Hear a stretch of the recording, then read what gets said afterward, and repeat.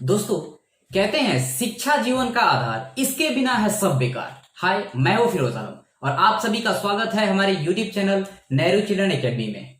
दोस्तों, आज के वीडियो में मैं आपको क्लास फर्स्ट स्टैंडर्ड के हिंदी सिलेबस के बारे में बताऊंगा, जो कि 2020 और 21 सेशन के लिए बहुत ही महत्वपूर्ण है।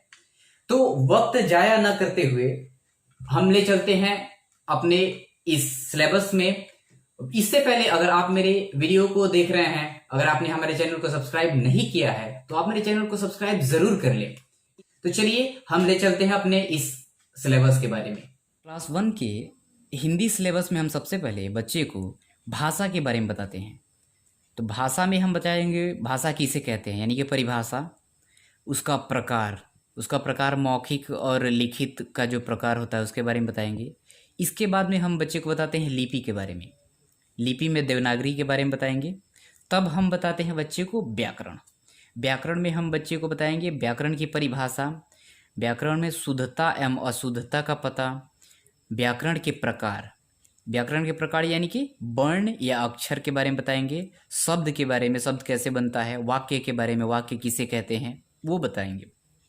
उसके बाद हम बताएंगे बच्चे को वर्ण के बारे में।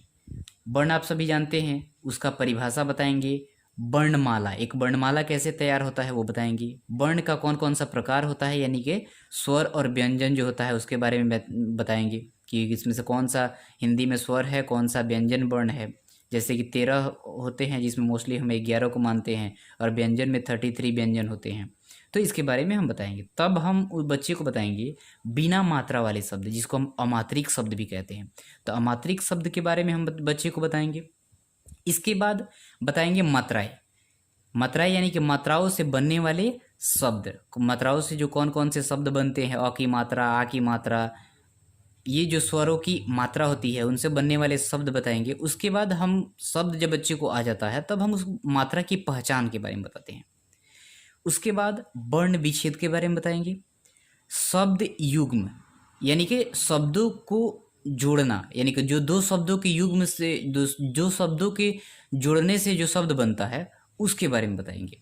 इसके बाद हम बताएंगे लिंग के बारे में, यानी कि स्त्रीलिंग और पुल्लिंग। स्त्रीलिंग और पुल्लिंग के बच्चे में बारे में जब हम बता देंगे, उसके बाद हम बताएंगे वचन के बारे में। वचन में हम उनको परिभाषा बताएंगे, वचन का प्रकार बताएंगे, यानी कि एक वचन और अनेक वचन, इसके बारे में हम उनको बताएंगे।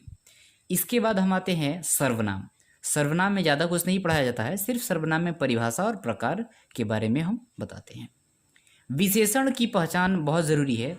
विशेषण में परिभाषा और उसके प्रकार, उसका उदाहरण यानी कि एग्जाम्पल के साथ साथ हम बच्चे को बताते हैं।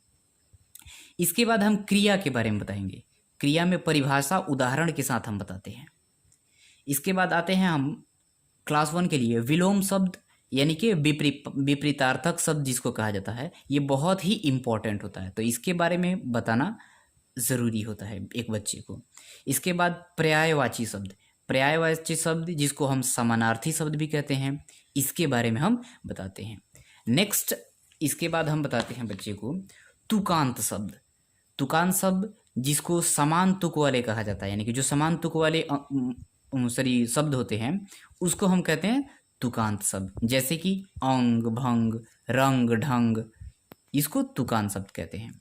इसके बाद हम स्टोरी बच्चे को बताते हैं। 1 क्लास के बच्चे को स्टोरी बहुत ही ज़रूरत होता है, क्योंकि इसी से बच्चा मोरल गेन करता है, यानी कि सीख प्राप्त करता है। तो स्टोरी के साथ साथ हम बच्चे को उसका सीख भी बताएं, मोरल क्या होता है, उससे पढ़ने की क्या फ़ायदा है, क्यों पढ़ाया गया है, तो उसके बारे में ज़रूर बताएं। इसके बाद चित्र वर्णन क्या होता है। कोई भी हम चित्र बच्चे को दे दिए, फिगर यहाँ पे दे दिए, उससे बोलेंगे कि इसका मतलब क्या होगा, यानी कि इससे कौन सी कहानी बन जाएगी। 3-4 चित्र हम दे देंगे और उससे हमको कहानी का पता लगाना होता है कि इससे कौन सी कहानी बनेगी। इसके बाद आते हैं हम रचनात्मक लेखन पे। रचनात्मक लेखन यानी कि किसी वस्तु के बारे में लिखना जिसमें बच्चों का विचार हो, यानी कि खुद का विचार, जिसको हम लोग कह सकते हैं निबंध। जैसे गाय के बारे में खुद का विचार हम बच्चे को दे दिए, गाय के बारे में लिखो, तो वो हो गया एग्जाम्पल में। जैसे कविता हो गया, कहानी हो गया, ब्लॉग लिखना, इसको कहते हैं। इसके बाद हिंदी में सबसे इम्पोर्टेंट चीज़ होती है, ये हर कोई नहीं पढ़ाता है, लेकिन हिंदी में बच्चे को गिनती 1 से लेकर 100 तक लिखना आना चाहिए। तो ये हिंदी में बताना बहुत ही ज़रूरी होता है और हिंदी में बच्चे को पढ़ना भी आना चाहिए।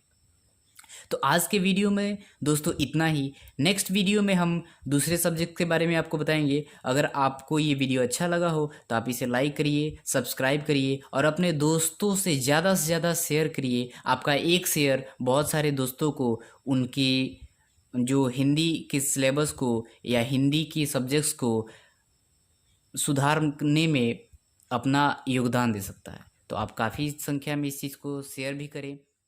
Thank you.